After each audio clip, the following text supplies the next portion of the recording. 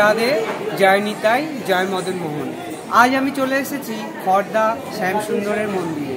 তো তোমাদেরকে শ্যামসুন্দর মন্দিরের দৃশ্যটা আমি দেখাবো, শ্যামকে দেখাবো। আজ হচ্ছে ভাঙা রাস, তো শ্যাম সেজে গুজে বেরোবে রথে পালকিতে করে। তো তোমাদেরকে আমি পুরো ভিডিওটাই দেখাবো, তোমরা দেখতে থাকো। তো চলো দেখা যাক। এই শ্যামসুন্দরজি মন্দিরের আরও একটি তত্ত্ব কাহিনী আছে, যেটা হলো আমি এর আগে একবার শ্রীরামপুর রাধাবল্লভজি মন্দিরে ভিডিও করে বলেছিলাম, আর চাপুরিয়া নন্দদুলালজি মন্দিরের ভিডিওটা করেও বলেছিলাম। তখন আমি বলেছিলাম যে যদি কোনোদিনও সুযোগ সুবিধা হয় আমি খড়দার শ্যামসুন্দরজি মন্দিরের ভিডিওটা করেও বলবো। তো কাহিনীটা হলো এই একই শিলার দিয়ে এই তিন ঠাকুর তৈরি হয়েছিল। তো বড় ভাই হলো শ্রীরামপুরের রাধাবল্লভজি, আর আমাদের এই খড়দার শ্যামসুন্দরজি হলো মেজ ভাই, আর চাপুরিয়ার নন্দদুলাল হলো ছোট ভাই। একই শিলার থেকে এই তিন ঠাকুর সৃষ্টি হয়েছিল। আর মাঘী পূর্ণিমার দিন এই তিন ঠাকুরের দর্শন করলে অনেক পুণ্য লাভ হয়। আমি একবারই এই তিন ঠাকুরের দর্শন করেছিলাম। তো তারপরের মাঘী পূর্ণিমাতে তো আমার ঘরেই আমার মদন মোহন চলে এসছে, তাই আর হয়ে ওঠে না, আমি আমার ঘরে মদন মোহনকেই সেবা করি।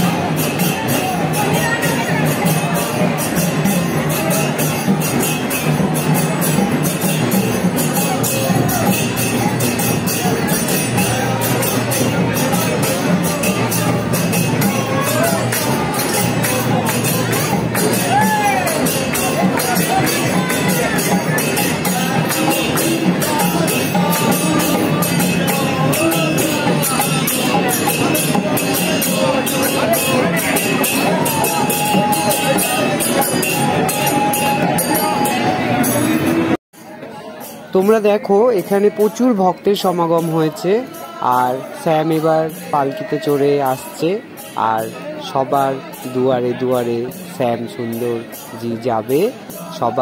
সবার যার যেরকম সামর্থ্য শ্যামকে পুজো দিয়ে বরণ করবে। আজ আমার জীবন সত্যি ধন্য।